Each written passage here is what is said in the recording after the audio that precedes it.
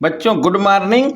आप जुड़ चुके हैं राकेश कुमार के साथ। आज का जो सेशन है वो कक्षा 11 भौतिक विज्ञान में ऋजुरेखी पथ पर गति के आंकिक प्रश्नों का बेहद आसान तरीके से हम लोग मिल करके अध्ययन करने वाले हैं। तो आइए चलिए शुरुआत करते हैं। इसमें पहला क्वेश्चन लेते हैं।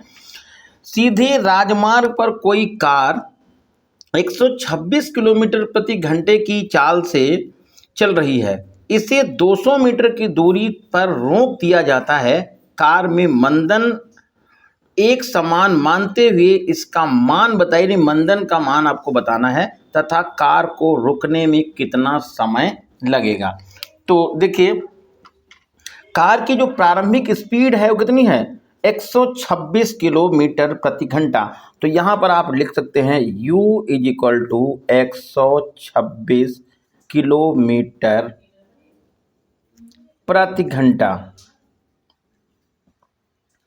इसको आप तुरंत मीटर पर सेकंड में बदल दीजिएगा तो हो जाएगा u बराबर 126 गुणे 5/18 और इसको आप भाग करेंगे तो ये आ जाएगा 18 एकन्ना 18 और 18 सत्ती 126 और आंसर मिल जाएगा 35 मीटर प्रति सेकंड। ये तो स्पीड आपको मालूम होगी। अंतिम जो चाल है, अंतिम चाल में क्या कर दिया गया? उसको रोक दिया गया, मतलब v इज इक्वल टू 0 किया गया है। और वो इसको रुकने में समय कितना, दूरी कितनी तय करती है? रुकने में वह 200 मीटर की दूरी तय करती है। s बराबर आप लिख देंगे यहाँ पर कितने मीटर? 200 मीटर। तो मंदन का मान निकालना है। मंदन a बराबर क्वेश्चन मार्क आपको लिख देना है। a बराबर क्वेश्चन मार्क। जैसा कि आपको मालूम है गति का तीसरा समीकरण होता है v square is equal to u square. अब यदि यहाँ पर हम माइनस लगा देंगे तो आंसर आपका प्लस में आएगा और प्लस में लगाएंगे तो आंसर हमारा माइनस आएगा। तो इसमें कोई दिक्कत नहीं, आप यहाँ पर मंदन है तो माइनस लगा सकते हैं। 2as। v का मान कितना है? v का मान है यहाँ पर 0 और u का मान कितना है? u का मान है 35 यानी 35। तो इसका स्क्वायर कर देंगे तो 35 गुणे 35 हो जाएगा। माइनस 2a का मान आपको निकालना है, a लिख देंगे। यहाँ पर कितना लिखेंगे? s का मान 200 लिख देंगे। अब इधर पक्षांतर कर लीजिएगा तो ये आ जाएगा 2 इंटू a इंटू 200 बराबर आएगा 35 गुणे 35। तो a बराबर आएगा 35 गुणे 35 बटे 2 गुणे 200। अब यहाँ पर इसको हम भाग दे सकते हैं तो भाग देंगे 35 और 35 का गुणा आएगा 1225। कैसे करेंगे? जिसको यहाँ पे आराम से कर सकते हैं, क्योंकि 35 और 35 का गुणा करना है तो लास्ट में अंक 5 और 5 दोनों में है तो आप सीधे यहाँ पर 25 लिख जाएंगे और 3 के बाद नंबर कौन सा आएगा? 4 4 यहाँ गुणा करेंगे 12, ये 1225 हो जाएगा और इसको देखेंगे तो 400 आ जाएगा। दशमलव लगाएंगे यहाँ पर 0 लग जाएगा। अब 4 से उसको भाग करेंगे तो 4 का पहाड़ा इसमें लगेगा 4 तियाँ 12। दशमलव लगाएंगे, 2 उतारेंगे, पहाड़ा नहीं लगेगा तो हम आगे 0 यहाँ पर बढ़ाएंगे और ये आपका आ जाएगा आंसर 24। यानी कि a बराबर आएगा 3.06 मीटर प्रति सेकंड स्क्वायर। 3.6 मीटर प्रति सेकंड स्क्वायर। तो ये मंदन आपको मालूम हो गया। फिर इसमें पूछा गया है कार को रुकने में कितना समय लगेगा। तो रुकने में समय निकालने के लिए आपको देखिए प्रारंभिक वेग मालूम, अंतिम वेग मालूम, मंदन भी पता चल गया।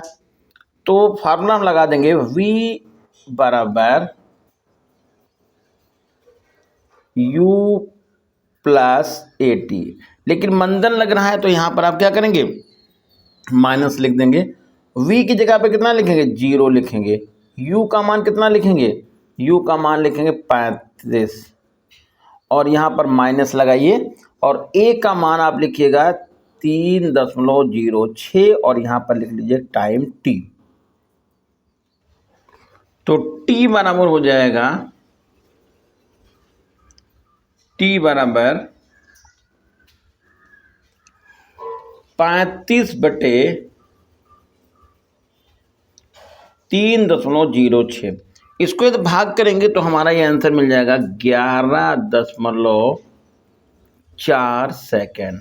तो इस तरह से कार को जो रुकने में समय लगेगा वो 11.4 सेकेंड लगेगा। अगला जो दूसरा क्वेश्चन है, दो रेलगाड़ियां ए और बी दो समांतर पटरियों पर 72 किलोमीटर प्रति घंटे की चाल से एक ही दिशा में चल रही हैं। प्रत्येक गाड़ी की लंबाई 400 मीटर है और ए गाड़ी बी गाड़ी से आगे है। बी गाड़ी का चालक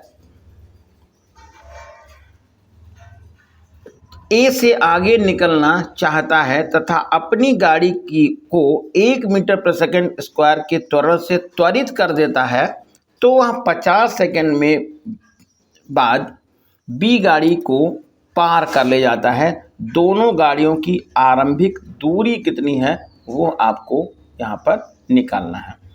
तो देखिए, जैसे मान लीजिए एक जो है, हम इसको ऐसा समझ लें, ये गाड़ी है, ये वाली,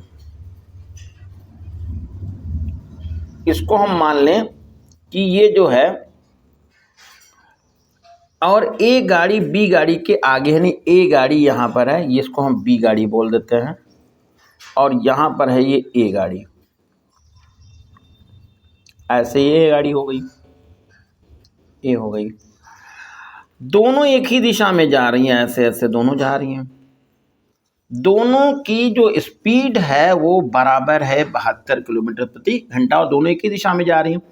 प्रत्येक गाड़ी की लंबाई 400 मीटर और इसको भी कहा गया है 400 मीटर। अब ये जो ए गाड़ी बी का जो चालक है वो गाड़ी, देखिए यहाँ पर हमने 400 लिखा, इसको भी 400 लिख दिया। ये गाड़ी आगे जा रही थी, बी गाड़ी इसके पीछे आ रही है।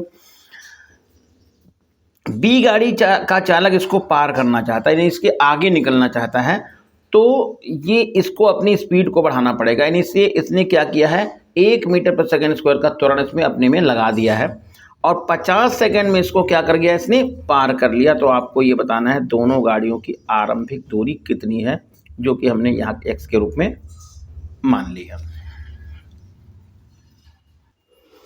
अब जैसा कि यहाँ पर देखते हैं कि जैसे ये जब बी चालक जो है अपनी स्पीड को बढ़ाएगा, त्वरण कितना लगाएगा, 1 मीटर प्रति सेकंड स्क्वायर का त्वरण लगाएगा, तो ये जल्दी जल्दी आगे, यानी कि इसके बीच की दूरी घटेगी।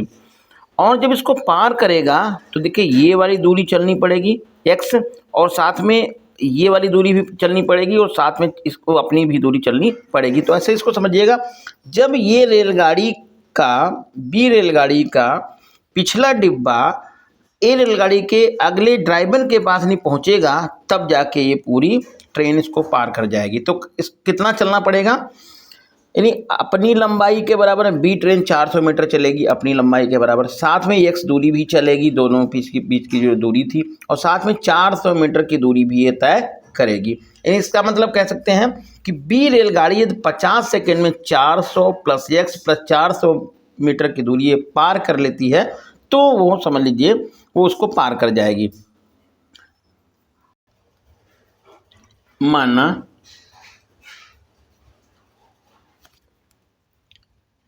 दोनों रेलगाड़ियों के बीच की दूरी, रेल गाड़ियों के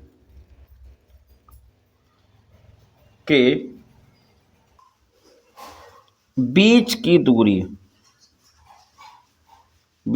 दूरी ये लिख दें x मीटर। तो यहाँ पर सीधे हम, और सापेक्ष चाल क्या हो जाएगी, सापेक्ष चाल की 0 हो जाएगी। इसलिए प्रश्नानुसार बी रेलगाड़ी को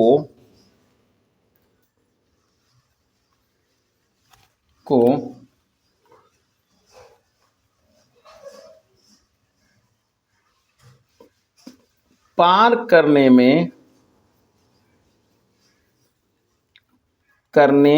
में चली गई दूरी, तो चली गई दूरी के 4 तो अपना चलना पड़ेगा, साथ में x उसका भी चलना, बीच की दूरी चलनी पड़ेगी, और 400 जो है ए रेलगाड़ी की भी दूरी चलनी पड़ेगी। तो यहां पर सीधा फार्मूला लगाएंगे कौन सा, s बराबर ut plus half AT square. तो ये हम 800 लिख दें प्लस x लिख दें। शुरुआत का वेग 0 हो जाएगा क्योंकि वो सापेक्ष चाल, तो यहाँ पर 0 हो जाएगा, 0 इंटू टी हो जाएगा, प्लस हाफ ए का मान है 1 मीटर पर सेकेंड स्क्वायर, और त्वरण कितना लग रहा है, त्वरण लग रहा है 1, और समय कितना है 50, तो ये हम 50 गुणे 50 लिख देते हैं। यहाँ पर आ जाएगा ये आपका 25, तो 800 प्लस x बराबर ये आ जाएगा, ये 25, ये हो जाएगा 1200, 25 पंच 125, 1250 मीटर। तो x का मान निकालना, तो x बराबर हो जाएगा 1250 माइनस करिएगा 800, और ये चली की दूरी निकल जाएगी, बीच की दूरी कितनी 450 मीटर, और ये हो गया आपका आंसर। तो अगला क्वेश्चन है, गैस से एक भरा गुब्बारा 12 मीटर प्रति सेकंड के वेग से ऊर्ध्वाधर उड़ रहा है। जब वह 65 मीटर की ऊंचाई पर होता है तो उसमें से एक पैकेट नीचे गिराया जाता है, और ये पैकेट को पृथ्वी तक पहुंचने में कितना समय लगेगा वो आपको निकालना है। h बराबर दिया हुआ है 65 मीटर। गुब्बारा उड़ कितना रहा है, गुब्बारा उड़ रहा है u बराबर 12 मीटर प्रति सेकंड, तो u बराबर हो जाएगा 12 मीटर प्रति सेकंड। लेकिन गुब्बारा कहाँ उड़ रहा है, गुब्बारा उड़ रहा है ऊपर की ओर, इसलिए यहाँ पर u का मान क्या लिख दिया जाएगा, माइनस, क्योंकि गुब्बारा कहाँ जा रहा है, ऊपर की तरफ जा रहा है। और ये पैकेट इसमें से गिरा दिया गया है, पैकेट को पृथ्वी तक पहुंचने में कितना समय लगेगा, और g का मान दिया हुआ है 10 मीटर प्रति सेकंड स्क्वायर। तो समीकरण ही लिखते हैं, h बराबर ut plus half AT square. h कितने मीटर है, ये 65 मीटर, ये ऊपर गुब्बारा है, और ये 12 मीटर पर सेकंड है, तो माइनस का यहाँ पर 12 लिख देंगे, टाइम लिख देंगे t, प्लस हाफ g की जगह पर लिखेंगे, g की जगह पर लिख देंगे 10, और टाइम हो जाएगा t स्क्वायर, ये कट जाएगा 5 आ जाएगा, 65 बराबर minus 12t plus 5t square. तो हम इसको ऐसे लिख सकते हैं कि 5t square minus 12t minus 65 बराबर 0। अब यहाँ पर इसके गुणनखंड करने हैं, तो देखिए 65 और 12, 5 अलग कर लीजिएगा, तो यहाँ पर 65 लिखा और गुणे 5 कर लिया। इसको गुणनखंड को ऐसे तोड़ लीजिएगा, तो हम 13 और गुणे 5 लिख देते हैं, और ये 5 तो पहले से है ही है, तो 5 और 5 का गुणा हो गया 25, और 13 अलग हो गया, 25 में से 13 घटा देंगे तो 12 मिल जाएगा, बस आंसर मिल गया। तो कैसे करेंगे, 25, ये 55 25, और इसमें 13, 25 में 13 घटाएंगे 12, और यहाँ पर ये 12 लाना था, तो यहाँ लिख देंगे 5t square minus 25t plus 13t minus 65 बराबर 0। आप इसमें कॉमन ले लीजिएगा, तो इसमें कॉमन हो गया 5, तो कॉमन आया तो कितना होगा, t माइनस 5 हो गया है। अब प्लस का हमने इधर 13 कॉमन ले लिया है, तो t माइनस 5 हो गया बराबर 0। एक बार यहाँ पर t माइनस 5 बराबर 0 लिख देंगे, तो t बराबर कितना हो जाएगा, 5 सेकेंड हो जाएगा। दूसरा यहाँ पर आएगा, ऐसे भी यहाँ पर लिख लीजिएगा चाहे तो, ये t माइनस 5 हो जाएगा, और यहाँ पर ये 5t प्लस 13 हो जाएगा, 5t प्लस 13। ध्यान दीजिएगा थोड़ा सा, ये देखिए 5t माइनस 5 तो कॉमन चला गया, 5t प्लस 13 इधर हो गया। तो अगली लाइन में यहाँ पर देखें इसे, तो 5t प्लस 13 बराबर 0 हो गया, तो 5t बराबर माइनस 13 हो जाएगा, तो t बराबर आएगा आपका माइनस 13/5। और इस समय को माइनस में आ रहा है, इसको अमान्य कर देंगे और हमारा आंसर आ जाएगा t बराबर 5 सेकेंड। अगला क्वेश्चन है, एक गेंद एक मीनार की चोटी से 20 मीटर पर सेकंड के वेग से ऊपर की ओर फेंकी जाती है और फेंकने के 5 सेकंड के बाद वो पृथ्वी से टकराती है। मीनार की ऊंचाई की गणना कीजिए, यह भी बताइए टकराते समय उसका वेग कितना होगा, और स्मॉल g बराबर है 10 मीटर प्रति सेकंड स्क्वायर। अब जरा यहाँ पर ध्यान दीजिएगा, जैसे ये लिखा हुआ है कि एक मीनार की चोटी, तो ये मान लीजिए हमने मीनार ऐसे बना ली, मीनारी ए बी हो गई, यहां से कोई गेंद ऐसे ऊपर की तरफ फेंकी गई, फेंकने के 5 सेकंड के बाद वो पृथ्वी से टकराती है। तो पहले देखिए गेंद ऊपर जाएगी यहाँ तक का, और फिर ऊपर से कहाँ आएगी, ये नीचे आएगी, और टोटल इसको जो समय लग रहा है वो 5 सेकंड का समय लग रहा है। तो आपको ये बताना है कि मीनार की ऊंचाई कितनी है। तो हम ये पहले देख लें कि गेंद जब हमने यहाँ पर फेंकी है 20 मीटर पर सेकंड की वेग से, तो कितना ये ऊपर गई है या कितनी देर तक ऊपर गई है। तो यहाँ पर लिखेंगे गेंद को फेंकते समय वेग, गेंद का प्रारंभिक वेग,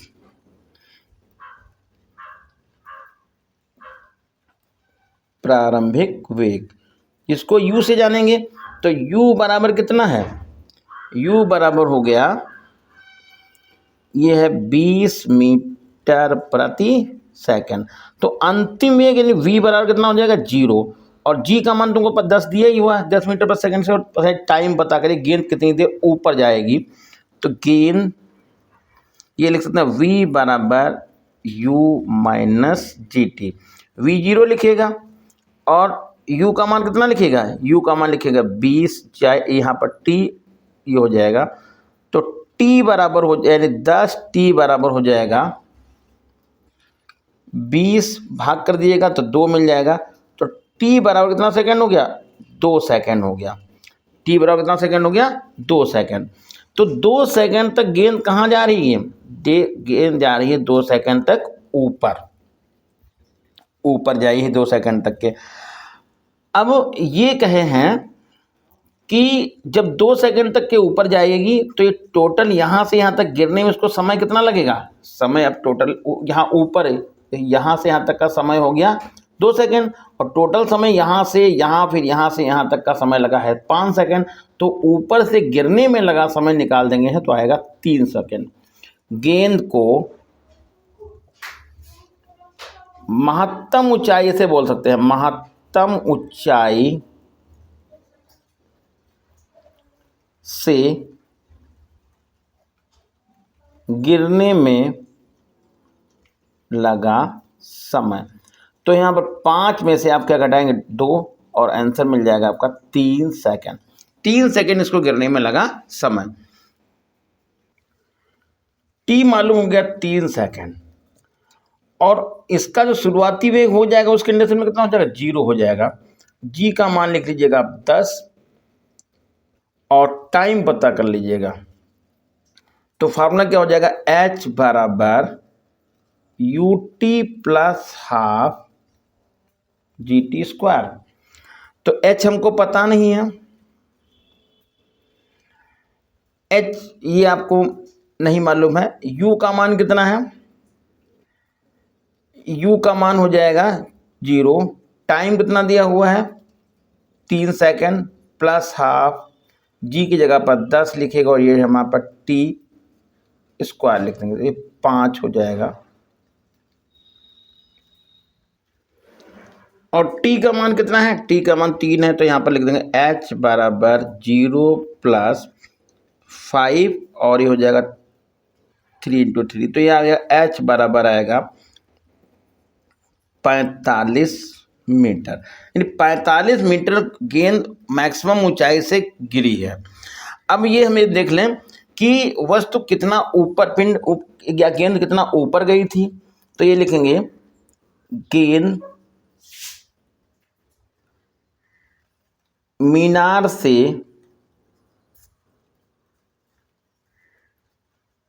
गेंद की ऊंचाई,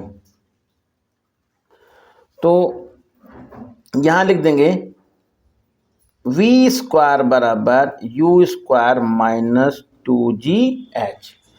V स्क्वायर कितना हो जाएगा? अंतिम स्क्वायर वेग होगा 0, और शुरुआती वेग जो था वो शुरुआती वेग था 20 मीटर पर सेकंड, तो आप यहाँ पर लिखेंगे 20 × 20 माइनस 2 और ये 10 और ये हो जाएगा H।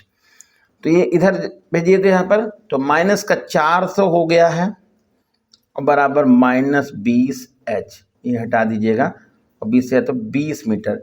H बराबर 20 मीटर, इसको H डैश भी बोल सकते थे। तो ये 20 मीटर ऊंचाई पर गेंद गई थी ऊपर, और टोटल गिर के कितना आई है? 45 आई है।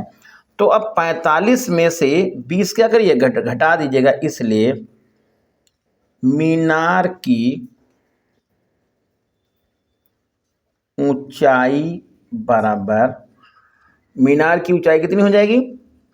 45 में से आप 20 घटा दीजिएगा और एक 25 मीटर निकल जाएगी। इस सवाल को हम दूसरी तरह से भी लगा सकते थे, थोड़ा सा ध्यान दीजिएगा। यहाँ पर एक चीज़ें बताई गई थी कि वस्तु को कितने वेग से फेंका गया था। गेंद को फेंका गया था 20 मीटर पर सेकंड के वेग से। तो जब ये गेंद लौट के दोबारा आएगी से यहाँ से फेंकी गई थी, ऐसे देखिएगा, जब यहाँ से गेंद फेंकी गई थी कितने मीटर पर सेकंड के वेग से? ये फेंकी गई 20 मीटर पर सेकंड से। तो जब लौट के यहीं पर आएगी मीनार की चोटी पर, तो इसका वेग भी कितना होगा? 20 मीटर प्रति सेकंड होगा। तो हम ये मान लें कि इससे ऊपर का कोई मतलब नहीं है। गेंद को हम मीनार की चोटी से 20 मीटर पर सेकंड के वेग से कहाँ करें? नीचे की तरफ फेंक दें, तब इसको समय कितना लग रहा है? समय लग रहा है कुल गिरने में 3 सेकंड का। तो आपको मीनार की हाइट निकालनी है। तो इसको देखिए कैसे। हाँ देखिए, U बराबर कितना लिखा? 20 मीटर। अब गेंद को जब फेंका गया था तो यहाँ से ये गई थी ऊपर 2 सेकंड, फिर ये लौट के जब आएगी तो 2 सेकंड का समय यहाँ लगेगा, तो 2 कितना होगा? 4, और टोटल इसको समय यहाँ तक कितना लग रहा है? मीनार के धरातल तक आने में 5 सेकंड का समय लग रहा। तो 5 में से 4 सेकंड आप घटा दीजिएगा, तो यहाँ पर मीनार की चोटी से धरातल तक आने में इसको जो समय लगा वो केवल आपको हो जाएगा, ये 5 में से 2 तो वस्तु ऊपर गई, गेंद ऊपर की तरफ गई, फिर 2 जब लौट करके आई 2 सेकंड का समय लगा जब ये मीनार की चोटी तक वापस लौट के आई। जैसे फिर से समझिएगा, यहाँ से यहाँ तक गेंद गई 1 सेकंड 2 सेकंड में, और फिर यहाँ से यहाँ तक की जब लौट के आएगी तब भी इसको 2 सेकंड का समय लगेगा, फिर यहाँ से नीचे की तरफ गिरेगी, तो ये 2 सेकंड और घटा दीजिएगा, तो T बराबर कितना हो जाएगा? ये 4 सेकंड हो जाएगा। तो आपका हो जाएगा 5 में से 4 आप घटा दीजिएगा। तो गेंद को मीनार की चोटी से पृथ्वी तक आने में कितना समय लगा 1 सेकंड का समय। अब फार्मूला लगा दीजिएगा, H बराबर UT plus half GT square. U कितना है? U है यहाँ पर ये 20 मीटर पर सेकंड, तो आप 20 लिख दीजिएगा। टाइम कितना लिखेंगे? 1 सेकंड लिखेंगे, प्लस हाफ, और G का मान कितना लिखेंगे? 10, और टाइम कितना लिखेंगे? 1 × 1, 1 भाग करेगा 5 हो जाएगा। तो ये हो जाएगा 20 प्लस 5 मिलके कितना आएगा? 25 मीटर। और ये जो है उससे बहुत आसान हो गया, इससे हम आराम से इसको ऐसे आसानी से निकाल सकते हैं। और फिर कह रहे हैं कि टकराते समय उसका वेग कितना होगा। तो टकराते समय उसका वेग तो सीधा फिर यहीं से लगा लीजिएगा, शुरुआत का वेग कितना है, यहाँ पर टकराते समय वेग निकाल लीजिएगा, बस ऐसे लगाइएगा। तो लिखिए वी स्क्वायर बराबर u square plus 2GH। V है कितना हमको पता करना, शुरुआत का वेग कितना था, ये है 20, तो आप यहाँ पर 20 गुणे 20 लिख लीजिएगा, प्लस 2 लिखिएगा, और जी का मान कितना लिख दीजिएगा, जी का मान हम लिख देंगे 10, और एच का मान कितना लिख दें 25। तो वी स्क्वायर बराबर ये हो जाएगा 400 प्लस ये होगा 50, 500 आ जाएगा 400। देखिए 400 तो हो गया, 25 दूना 50 और ये 10, 500। तो वी स्क्वायर बराबर हो जाएगा 900 और वी बराबर हो जाएगा 30 मीटर प्रति सेकंड। इस तरह से इसको हम लगा सकते हैं। तो ये था आज का सेशन। कैसा लगा आपको कमेंट करके बताइएगा। प्लीज़ चैनल को शेयर कीजिए, सब्सक्राइब कीजिए। धन्यवाद।